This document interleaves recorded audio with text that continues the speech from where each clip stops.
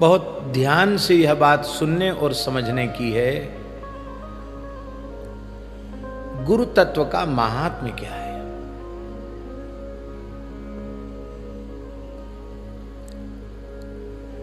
देखिए,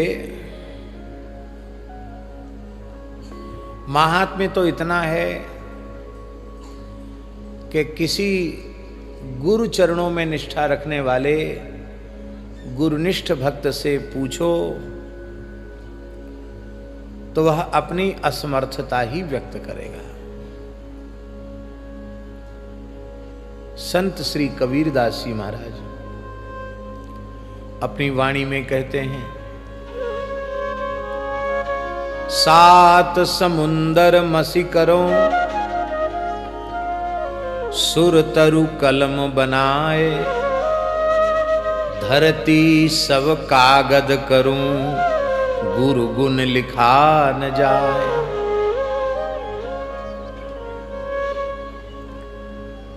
सात समुद्र की स्याही बना लो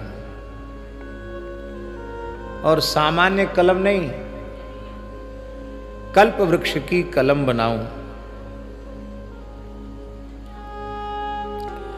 और सामान्य कागज ही नहीं, संपूर्ण पृथ्वी का कागज बना लूं और गुरु महाराज का गुण लिखने बैठूं, उनकी महिमा लिखने बैठूं तो मैं लिख नहीं सकता।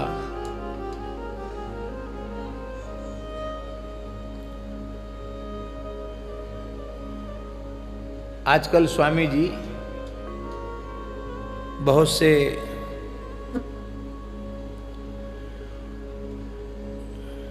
अपराधी प्रकृति के भाग्यहीन अपने को शिष्य कहने वाले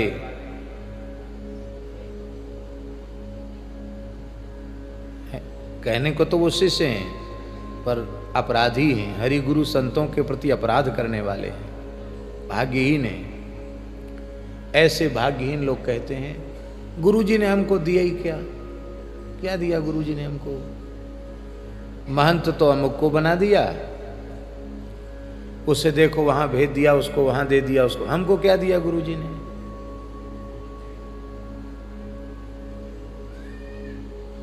और साधु को तो, साधु से तो गुरुजी का प्रेम है ही नहीं, दुनिया खा रही है, गुरुजी का माल दुनिया खा रही है, साधु से प्रेम नहीं है।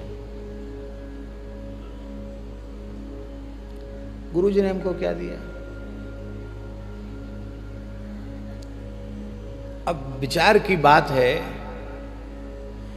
कि भगवान की शरणागति प्रदान की है, भगवान का पवित्र नाम उन्होंने सुनाया है, उन्होंने तुम्हारे जीवन को ही बदल दिया है, क्या नहीं दे दिया उन्होंने। पर जो कुछ उन्होंने अलौकिक दिया है उस पर आपकी महत्व बुद्धि नहीं है, और जो संसार की भौतिक जगत की नाशवान वस्तुएं हैं, ईंटा पत्थर मठ मंदिर, इसके प्रति तुम्हारी महत्व बुद्धि है। पूज्य श्री रामायण जी महाराज ने एक घटना सुनाई थी, श्रद्धेय स्वामी श्री रामेश्वर दास जी रामायण जी। बोले एक महापुरुष थे,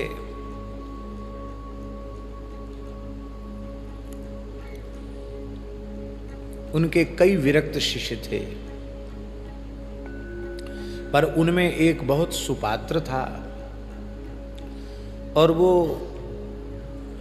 गुरुगत प्राण था, उसके प्राण ही गुरुजी में अटके थे, ऐसा प्रेमी था।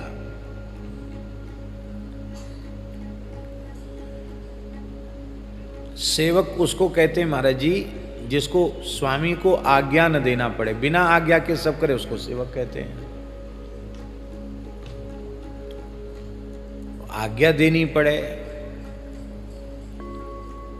तो वो उत्तम सेवक नहीं है, वह भी उत्तम सेवक नहीं है, उत्तम सेवक नहीं, वो तो सेवक ही नहीं है जिसे सेवक की, स्वयं को सेवक की आवश्यकता हो।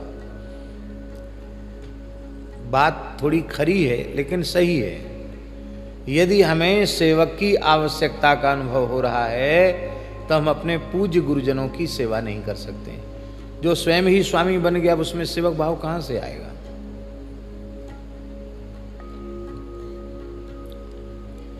हमें सहयोगी की जरूरत पड़ गई, सेवक की आवश्यकता पड़ गई। हमारे पूज्य गुरुदेव पहाड़ी बाबा महाराज अपने शब्दों में कहते थे, वो कहते थे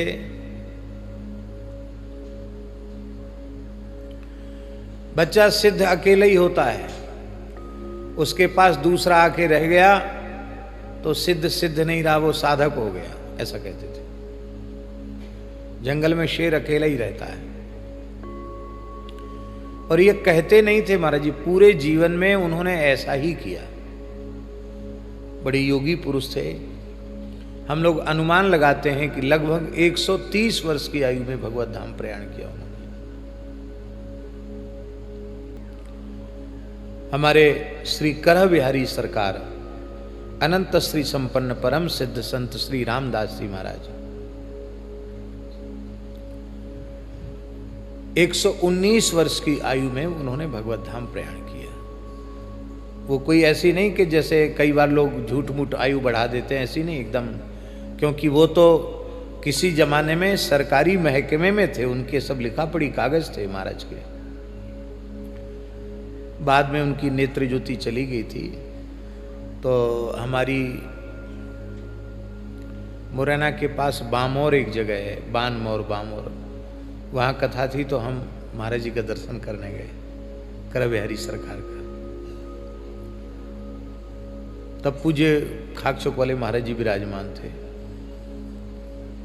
तो लोगों ने परिचय दिया कि वहाँ से आए हैं वृंदावन से।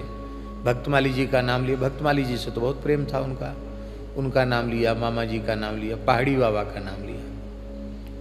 तो हमसे बोले महाराज जी अभी विराजमान है कि नहीं? हमने कहा हाँ विराज रहे हैं। तो बोले थोड़ा चलते फिरते हैं, बोलते चालते हैं कि नहीं? तो हमने कहा महाराज जी जिस दिन अपने राम चले हैं तो 200 मूर्ति की रसोई थी, खीर मालपुआ की। तो 200 मूर्ति की रसोई का 200 मूर्ति तो निमंत्रित थे संत, और स्थान के भगजत कलब लगभग 300 मूर्ति।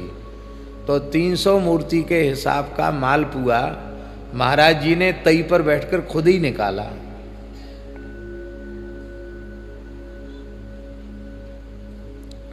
मालपुआ निकाला। उन्होंने कहा हाँ, 200-300 मूर्ति की रसोई में तो कभी हलवाई को बुलाती नहीं, और सब हलवाई उनके यहाँ आते भी नहीं थे। क्यों? अब तो हलवाई की भी कोई जाति नहीं रही। महाराज जी बहुत विचार रखते थे, और हलवाई में भी महाराज जी चाहे जितनी ठंड हो, आते ही उनको पूरा सिर से नहवा देते और फिर कोरा कपड़ा देते। और उन्होंने यदि किसी को छू लिया या बाहर निकल गए रसोई के, लघुशंका के लिए भी निकल, फिर नहाओ सिर से। और डर के मारे लोग आते नहीं थे। कहते हैं जैसे छाती पे खड़े होके सेवा करो, ऐसे थे महाराज, खड़े रहते। अब तो वो सब बातें स्वप्न जैसी हो गई। तो हमने कहा 300 मूर्ति के लगभग के पुआ तो महाराज जी ने खुद निकाले। तब श्री रामदास जी महाराज ने कहा कि बहुत पुराने संत हैं। हमने कहा महाराज जी आपकी और उनकी आयु तो समान होगी। तो बोले नहीं, मैं आयु में उनसे बहुत छोटा हूं।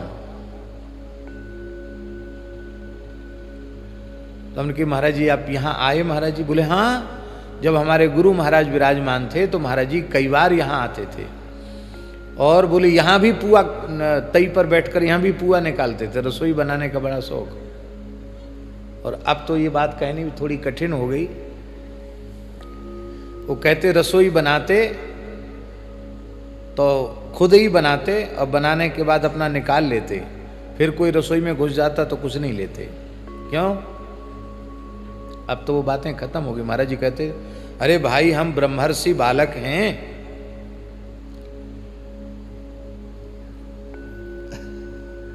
बोले गुजर घुस गए रसोई में। गुरु महाराज गुजर शरीर था, सिद्ध पुरुष थे। बोले हम गुजर का छुआ नहीं खाते हैं। वो हंसते थे करह बिहारी सरकार, बोले ऐसे खरे महात्मा थे जो मन में आता सो बोलते, लेकिन हमारे गुरु महाराज उनका बहुत आदर करते थे। अब बोले 20-20 दिन रुक जाते थे महाराज जी। ये पूरे जीवन महाराज जी अकेले ही रहे, कहीं जाना है अकेले, एक ही लंगोटी रखते, 2 लंगोटी नहीं, एक लंगोटी, एक अचला, एक गमछा, एक झोली, बस। न जूता, न छाता, न चप्पल, न खड़ाऊं, कुछ नहीं।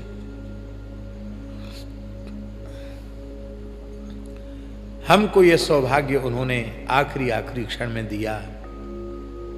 बोले भगवान की प्रेरणा हो गई है, तुम हमारे साथ रह सकते हो अकेले।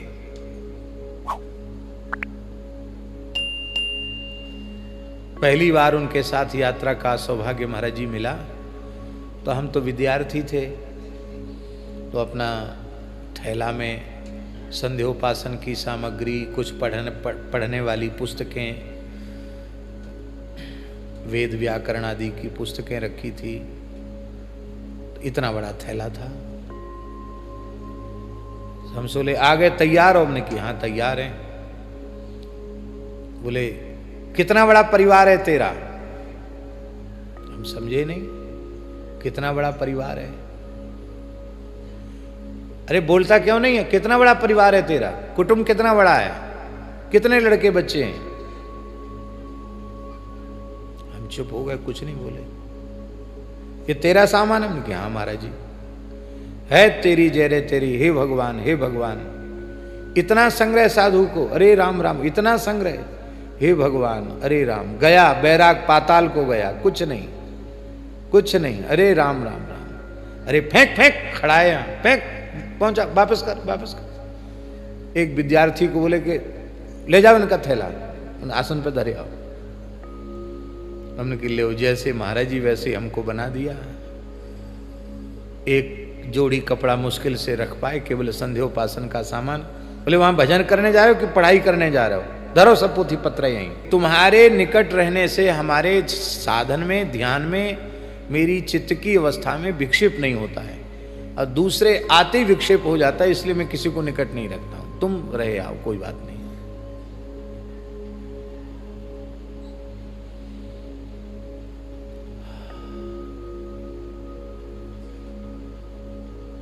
ये भौतिक संपत्ति संपत्ति नहीं है। हे गुरुदेव, आपके पास यदि लौकिक कोई माया है तो आप जिसको चाहें उसको दे दें। आप तो बस अपने चरण कमलों की निष्काम सेवा हमें प्रदान करें। आपने जो भजन का मार्ग दिखाया है, उस मार्ग पर हम निष्ठापूर्वक चल सकें, ऐसी कृपा आप करें। बस यही भाव सत शिष्य के अंतःकरण में होना चाहिए।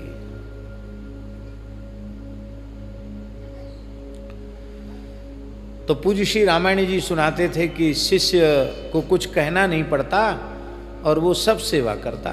तो सब सेवा जो करता उसको सेवा सब अपने आप वर्ण कर लेती है। ठाकुर सेवा भी, गौ सेवा भी, गुरु महाराज की सेवा भी, अतिथि का सत्कार भी बिना कहे सब करता। तो गुरु जी ने देखा कि ये बहुत बढ़िया है, इसको तो मैं अब बना दूं, महंत बना दूं, और फिर अपना एक हमारा भार है उसको पूरा कर दें।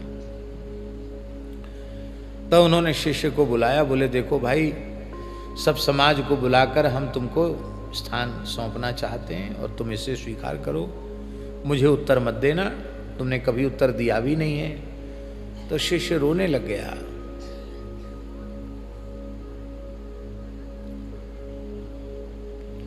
लेकिन गुरुजी कह चुके थे कि तुमने उत्तर दिया भी नहीं और देना भी नहीं, इसलिए वो बेचारा बंध गया, कुछ बोल नहीं पाया। और गुरुजी ने महंत बनाया महाराज जी, और बनाने के बाद सीधे गुरुजी उठे, कमंडल उठाया। अब शिष्य को और वेदना हुई कि ले साहब, अब तक गुरु महाराज की सेवा का सौभाग्य, तो गुरुजी ही जा रहे हैं। बोला महाराज जी क्या कर रहे हैं आप? उन्होंने कहा देखो, मैंने तुम्हें बना जरूर दिया है, लेकिन भीतर से वो मालिक पने का, महंत पने का जो अभिमान है, उसको अभी मैं पूरी तरह त्याग नहीं पाया हूँ। और तुम अपने विवेक से कार्य करोगे और मैं बीच बीच में तुमको टोका टाकी करूँगा, तो फिर तुम्हारे मन में भी कभी कोई अन्यथा भाव आ सकता है, मेरे मन में भी आ जाएगा, ले साहब मैं जिंदा हूँ, यही मालिक बन गया। तो बोले मालिक तो कोई नहीं, मालिक तो सबके राम जी हैं, इसलिए अब तुम स्वतंत्र रूप से ठाकुर सेवा, गौ सेवा, संत सेवा करो, इसलिए मैं जा रहा हूं कि तुम्हारा अपराध न बने। शिष्य बोला गुरुजी आपने वचनबद्ध किया, लेकिन अब हम भी कहते हैं आप चले जाएंगे तो मैं भी चला ही जाऊंगा, मैं आपके सहारे ही रहूंगा। आखिर गुरुजी मान नहीं रहे थे। तब फिर शिष्य ने कहा, गुरुजी ने कहा कि चलो ठीक है, एक शर्त पर हम रुक जाते, कुछ दिन हम रह जाते हैं, अब फिर पूरा उत्तराधिकार देकर के तब हम जाएंगे। तो शिष्य के मन में आया कि अभी भी कुछ अधूरा है क्या। तो 1 वर्ष गुरु महाराज रहे और एक दिन उन्होंने अपने शिष्य को बुलाया। अब बुला करके उन्होंने कहा कि बेटा, ये जो ईंट पत्थर है ये हमें गुरु परंपरा से मिला हुआ है, मठ मंदिर, भगवान की सेवा है, गौ की सेवा, संत की सेवा है, पर इस लौकिक मठ मंदिर का तुम्हें महांत बनाना, उत्तराधिकारी बनाना, ये पूर्ण उत्तराधिकार नहीं है। मेरे हृदय का जो ज्ञान, वैराग्य और भक्ति है वह तुम्हें प्राप्त हो, यही सच्चा उत्तराधिकार है। तो वो जो हमारे पास खजाना है ना, आध्यात्मिक संपत्ति का खजाना, वो तिजोरी भी हम तुमको देके जा रहे हैं और चाबी भी तुमको देके जा रहे हैं। और ऐसा कहकर उन महापुरुष ने अपने हाथ से लिखी हुई श्री विनय पत्रिका जी अपने पुत्र को प्रदान की। ये रामायण जी के द्वारा सुनाई हुई घटना है। अपने शिष्य को विनय पत्रिका प्रदान की, बोले ये खजाना है ज्ञान भक्ति वैराग्य का, और गुरु भक्ति ही इसकी कुंजी है। इसकी कुंजी यही है, गुरु भक्ति, वो तुम्हारे पास है, और ये तुम्हारे पास रहेगी तो तुमको हमारे अभाव का अनुभव नहीं होगा, क्योंकि विनय पत्रिका सदगुरु का काम करती है। और कहकर गुरुजी ने कहा अब मेरी आज्ञा है, मैंने तुम्हें अपना आध्यात्मिक स्वरूप प्रदान कर दिया है, अब मैं जा रहा हूं। कहते भी महापुरुष गए तो फिर नर्मदा खंड में जाकर विराजे, और वहीं उन्होंने अंतिम क्षण तक वहीं विराजे, लौट कर नहीं आए।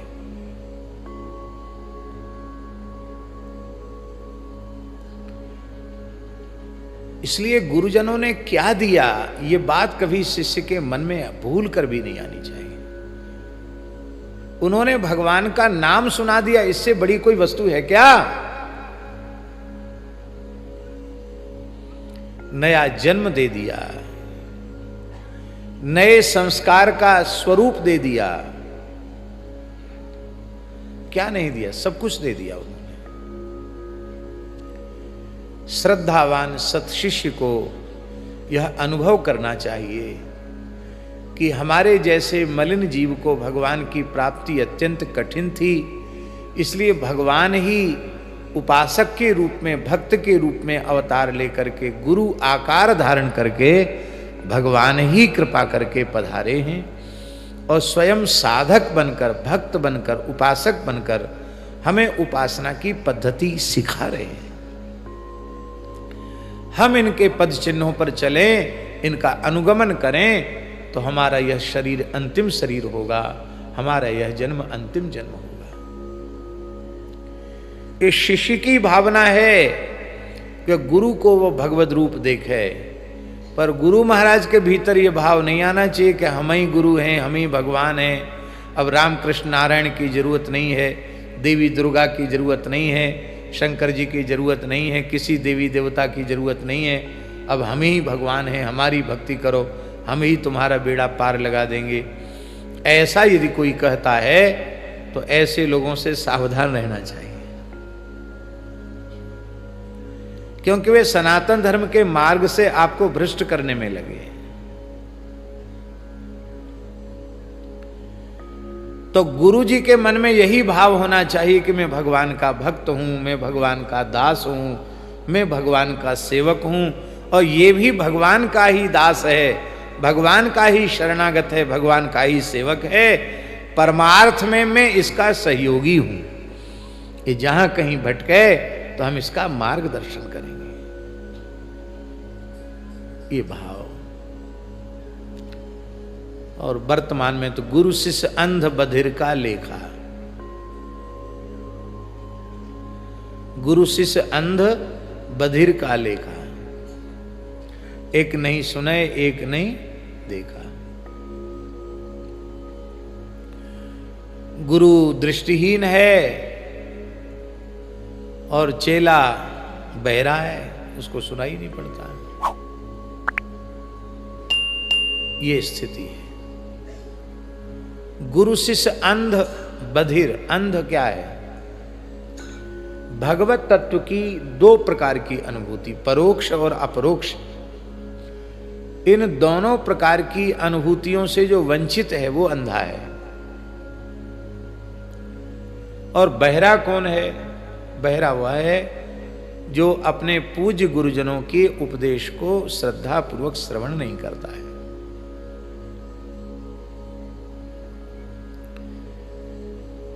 हम इस प्रकार के पक्ष के समर्थक नहीं हैं कि चाहे जैसा आचरण करने वाला व्यक्ति अपने को गुरु और महात्मा या संत घोषित कर दे, वो ठीक नहीं है। गुरु के लक्षण हैं शास्त्रों में, संतों के लक्षण हैं शास्त्रों में, लेकिन महाराज जी सही बात यह है कि कोई व्यक्ति किसी का कुछ कल्याण नहीं करता है, श्रद्धा ही कल्याण करती है। समर्थ से समर्थ सद्गुरु होवें, और जैसी श्रद्धा गुरु तत्व के प्रति शिष्य में होनी चाहिए वैसी श्रद्धा न होवे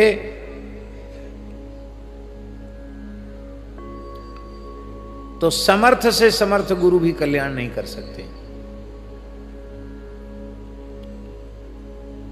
और एक अत्यंत सामान्य व्यक्ति है, न उसमें कोई गुरु का लक्षण, न संत का, न कोई महापुरुष का लक्षण घटित हो रहा है, पर महाराज जी शिष्य की श्रद्धा परिपूर्ण है कि ये सद्गुरु रूप में भगवान हमको मिले हैं, तो उतने से ही उस शिष्य का काम हो जाएगा। हमारे महाराज जी सुनाते थे भक्तमाली जी कि एक भोला आदमी था, भगवान के दर्शन की व्याकुलता जगी। नारायण जी महाराज, भगवान के दर्शन की व्याकुलता जगी तो वृंदावन में आया। अब महात्माओं से कहे हमको दर्शन करा दो, हमको दर्शन करा दो। अब महात्मा तो यही कहेंगे ना कि राम राम करो, भजन करो, एक भक्त की साधक की रहनी से रहो, भगवान कृपा करेंगे, हो जाएगा अनुभव, यही कहते महात्मा। वो भोला था, वो कहता नहीं हम तो अब सहन नहीं कर सकते भगवान का विरह, हमको तो जल्दी दर्शन कराओ। एक ठग मिल गया, ठग। वो न संत था, न महात्मा था, न गुरु था, ठग था। वो ठग बोला बरी अभी तुमको दर्शन कराते हैं। ठंड का समय था, केसी घाट पे ले गया रात के समय। बोले देखो जमुना जी में गोता लगाओ, सब सामान रख दो यहीं अपना निकाल के। अब बिल्कुल एक वस्त्र में यमुना जी में गोता लगाओ और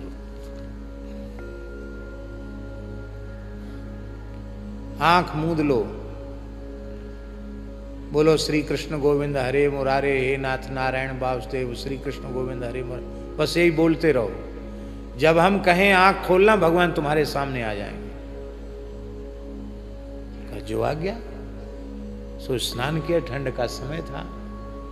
अब आंख मूंद के श्री कृष्ण गोविंद हरि मुरारी करने, वो तो ठग था। उसने उसकी घड़ी, उसकी अंगूठी, उसका थैला, कुछ रुपया पैसा था, वो सब लेके, वो ठग था, वो तो चला गया लेके। अब ये आंख मूंद के, गुरु जब तक न कहें तब तक क्यों आंख खोले। तो श्री कृष्ण गोविंद हरे मुरारे हे नाथ नारायण वासुदेव करने लगे। अब ठंड में ठिठुर भी रहा था। ठंड का समय, शरीर पर कोई कपड़ा नहीं, एक गमछा पहने था बस खाली। तो कहते कि भगवान को दया आ गई। बोले भाई ये तो मर जाएगा बेचारा ठंड में। राधा रानी ने कहा भैया दर्शन दो उसको, जाओ जाओ प्यारे दर्शन दे के आओ।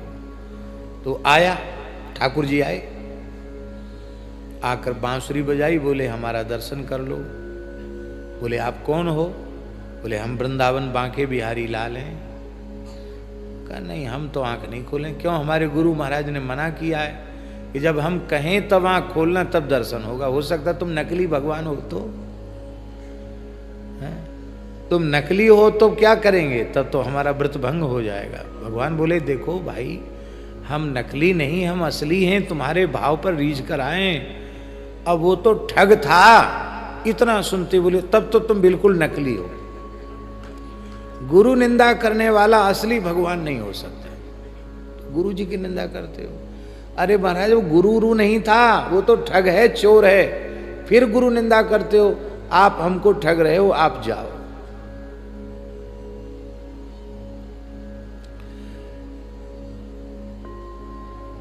बोले देखो भाई हम तुमको दर्शन देने आए हैं, तुम दर्शन कर लो हमारा। वो यहां नहीं है जिसने तुमको बताया, वो यहां नहीं है, वो तो गया, वो अपने धंधे में लगा है, ऐसे किसी को ठग रहा होगा। तो उस श्रद्धालु ने कहा कि आप कहते हैं कि वो संत नहीं है, गुरु नहीं है, तो जब वो गुरु हैं ही नहीं तो आप आए क्यों? आप क्यों आए?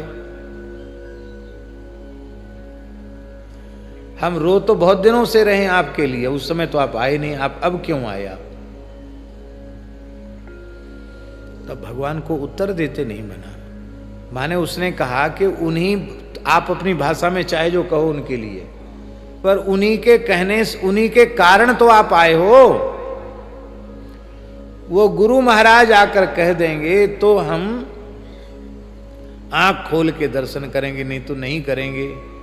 ठाकुर जी ने कहा भैया अब उस पर भी कृपा करनी पड़ेगी जो कृपा का स्वप्न में भी पात्र नहीं है, उस पर भी आज तुम्हारे कारण कृपा करनी पड़ेगी। तुम्हारे जैसे भोले शिष्य के कारण। वो तो महाराज ठगी करके, वो तो तान दुपट्टा सो रहा था, तो ठाकुर जी ने उसको स्वप्न में दर्शन दिया, और दर्शन दे करके बड़े क्रोध पूर्वक कहा कि तू इतना दुष्ट है, एक भोले आदमी को ठग कर सब कुछ उसका ले आया, छीन ले आया, और बेचारा ठंड में वहाँ खड़ा है, थर थर काँप रहा है, शीत लहरी चल रही है, मर जाएगा, बहुत भारी पाप लगेगा तुझे।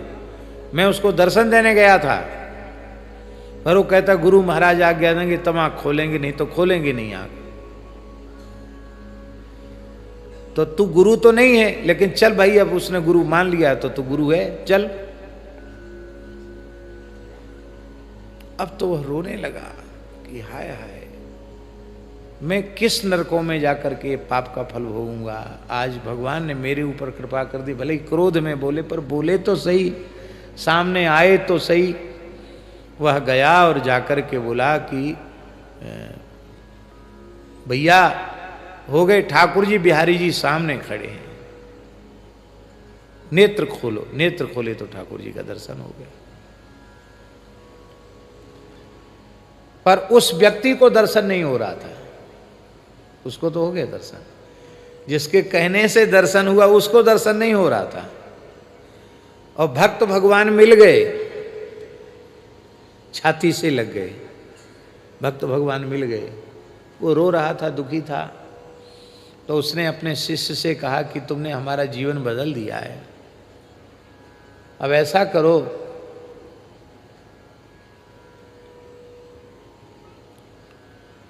कि हमको भी दर्शन कराओ। तो उसने ठाकुर जी से प्रार्थना की कि प्रभु आप गुरु जी की विशेष इच्छा है, आप इनको भी दर्शन दीजिए।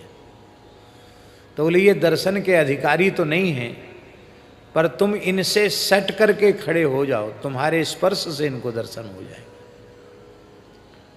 तो गुरु जी से सट के खड़ा हो गया, तो भक्त के स्पर्श से उस ठग का भी कल्याण हो गया।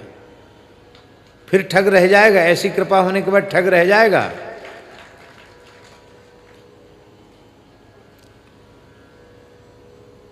दूसरी एक घटना सुनाते थे महाराज जी, सबके बीच में कहने की बात नहीं है। इसका प्रयोजन केवल निष्ठा श्रद्धा की परिपक्वता के परिप्रेक्ष्य में इसके कहने का प्रयोजन है। इसका कोई अन्यथा अर्थ मत लेना। हम फिर सावधान कर देते हैं कि शास्त्रों में लिखा है गुरोः अप्यवलिप्तस्य कार्याकार्य मजानता। जो गुरु शास्त्र विरुद्ध व्यवहार करने वाले हैं, कार्य अकार्य का जिनमें विवेक नहीं है, ऐसे धर्म विरुद्ध आचरण करने वाले व्यक्ति का भले ही वह गुरु ही क्यों ना हो, परित्यागो विधीयते, उनका परित्याग कर देना चाहिए। उनके परित्याग में शिष्य को दोष नहीं लगेगा, ऐसा शास्त्र वचन है। हम इसी सिद्धांत को मानते हैं, लेकिन हम श्रद्धा की महिमा का वर्णन कर रहे हैं। एक सत्शिष्य था, ये भी पूज्य भक्तमाली जी के मुखारविंद से सुना हुआ चरित्र है। एक सत्शिष्य था, गुरु महाराज की तनमन प्राण से सेवा करता था। गुरु जी एक स्थान के अधिपति थे। कई बार पद प्रतिष्ठा और ऐश्वर्य के कारण अनेक दोष आ जाते हैं। गुरु जी में भी एक दोष आ गया। ऐसे थे नहीं वे, आ गया दोष। एक किसी उत्सव पर एक नर्तकी आई और नर्तकी के प्रति उनकी आसक्ति हो गई। बार बार उसको बुलाने लग गए, निकटता बढ़ी और अंत में उसका परिणाम यह हुआ कि वो स्थान में ही रहने लगी। धीरे धीरे जितने स्थान के विरक्त साधु थे, गुरु महाराज के प्रति सबकी अश्रद्धा हो गई। धीरे धीरे सब किनारे होने लगे। नारी विष्णु माया प्रगट। जिस स्थान में विरक्त के साधु सन्यासी के स्थान में इनका प्रवेश और इनका आधिपत्य हो जाता है, वहाँ का त्याग वैराग्य सब जय सिया राम समझ लेना, पक्का है। इसके एक दो उदाहरण नहीं है, सैकड़ों उदाहरण हैं इसके। इसलिए विरक्तों के लिए न स्पर्शेत दारवीम अपि, काष्ठ की बनी हुई स्त्री का भी स्पर्श नहीं करना चाहिए।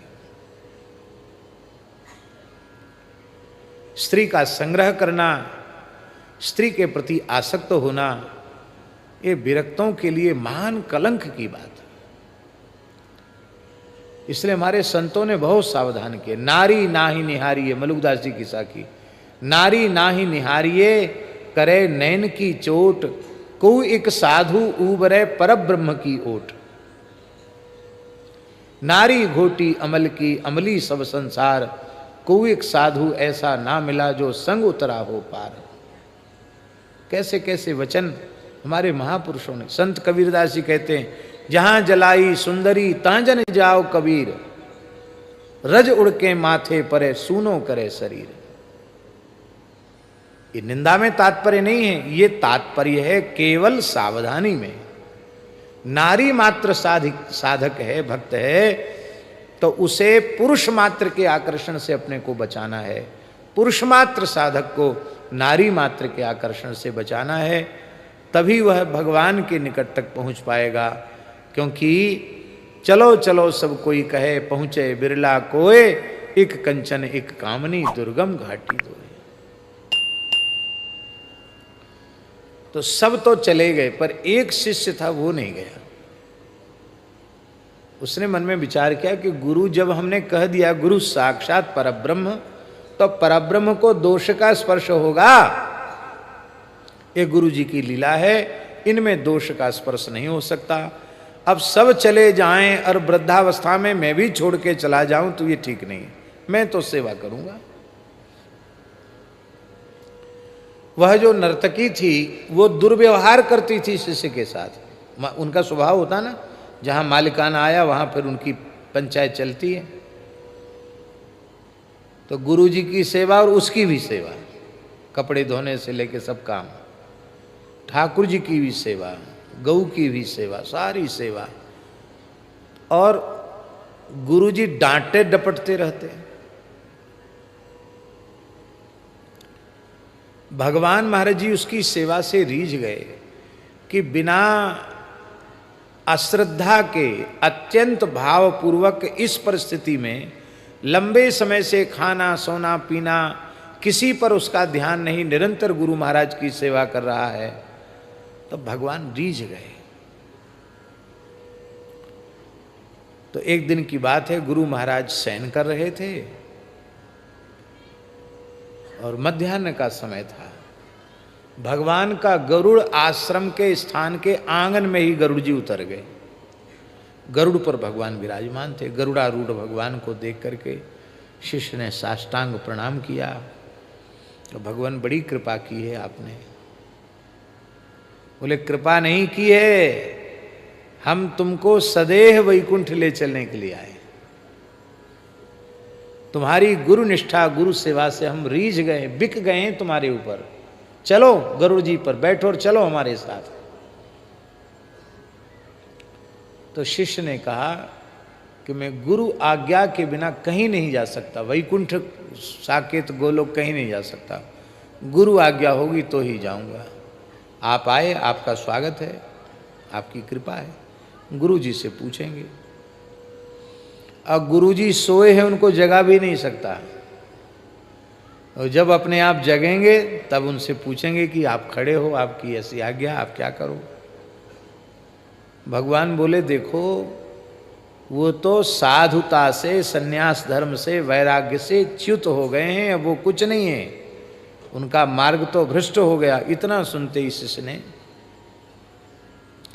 कान में उंगली दे ली। बोले महाराज तब आप पधारो, हमको फिर आपके साथ नहीं जाना।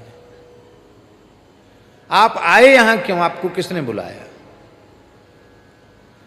उन्हीं महापुरुष की सेवा को गुरु सेवा मानकर और उस पर रीझ कर आप आए हैं, फिर आप कैसे कह रहे हैं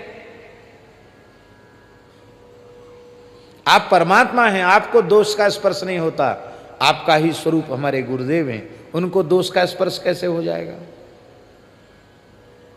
भगवान बोले भूल हो गई हमसे, अब हम प्रतीक्षा करते हैं।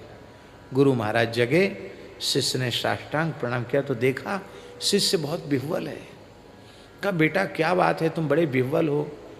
कहा कि भगवान आंगन में गरुड़ जी पर विराजे हैं, गरुड़ जी आंगन में हैं और हमको साथ ले चलने के लिए कह रहे हैं। गुरु जी को पक्का विश्वास हो गया कि निश्चित ही इसकी जैसी निष्ठा श्रद्धा है, सेवा की भावना है, उसके अनुसार जरूर भगवान आए होंगे, इसमें कोई संदेह की बात नहीं है। और मेरा क्या होगा? मेरे जैसे पथभ्रष्ट व्यक्ति को गुरु मानकर, साधु मानकर सेवा करने वाले को भगवान मिल गए, वो सदैव वैकुंठ, अब मैं किस नरक में जाऊंगा? गुरु जी बड़े दुखी हो गए, रोने लगे। मन में सोच रहे थे तो बोले गुरु जी आप नाराज हो गए, आप रो क्यों रहे? बेटा तेरे सौभाग्य पर तो मैं प्रसन्न होकर, प्रसन्नता के आंसू हैं, पर तू चला जाएगा तो मेरा क्या होगा? तो ऐसा है बेटा कि तुम भगवान से बोल दो कि हम चलेंगे तो सही पर अकेले नहीं चलेंगे, गुरु जी के साथ चलेंगे, क्योंकि गुरु जी को बुढ़ापे में छोड़ के नहीं जा सकते, गुरु जी के साथ चलेंगे। तो उसने कह दिया ठाकुर जी से, वो कहते गुरु जी कहते, गुरु जी की यही आज्ञा है। अरे बोले भाई ऐसा तो नहीं, गद्दो तो आता, आप जाओ पधारो। अच्छा ठीक है चलो, गुरु जी को कहो चलें वो हमारे साथ, तुम भी चलो, गुरु जी भी चले। तब तक वो जो नर्तकी थी उसने कहा कि आप गुरु चेला क्या बात कर रहे थे, वो सारी बात बता दी।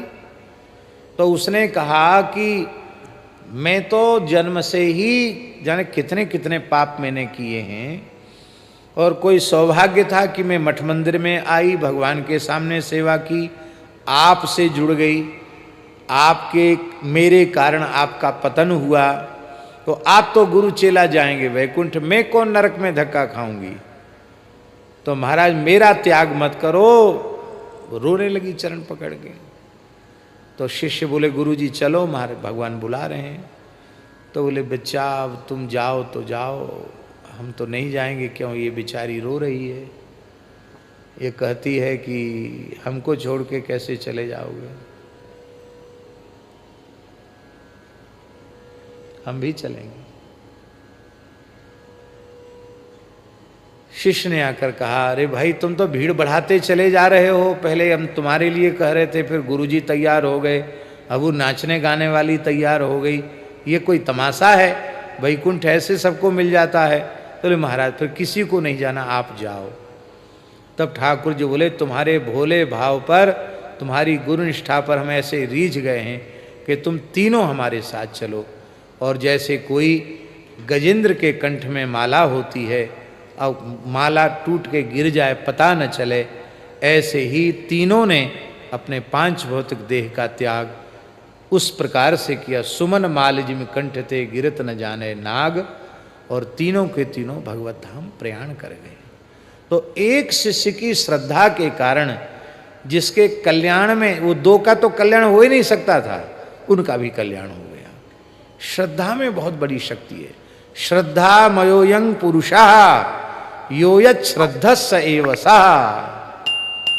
भगवान ने गीता में श्रद्धा की इतनी महिमा का वर्णन किया है कि अश्रद्धया हुतम दत्तम तपस्तप्तम कृतम च यत् असदित्युच्यते पार्थ न च तत्प्रेत्य नो इह। आपके हृदय में जैसी श्रद्धा होनी चाहिए वैसी श्रद्धा यदि नहीं है, और आपने हवन किया, यज्ञ किया, व्यर्थ है, न इस लोक में कोई फल होगा न परलोक में। आप में श्रद्धा नहीं है और आपने किसी को दान किया तो दान का पुण्य आपको नहीं मिलेगा। आप में श्रद्धा नहीं है, आपने तप किया तो न इस लोक में उस तप का फल मिलेगा न परलोक में मिलेगा। भगवान को इतने से संतोष नहीं हुआ, तो भगवान बोले कृतम चयत, जो कुछ भी किया गया है अच्छे से अच्छा साधन, पर श्रद्धा यदि नहीं है तो नच तत्प्रेत्य, मरने के बाद परलोक में भी उसका कोई फल नहीं मिलेगा, और नो इह, इस लोक में भी उसका कोई परिणाम नहीं आएगा।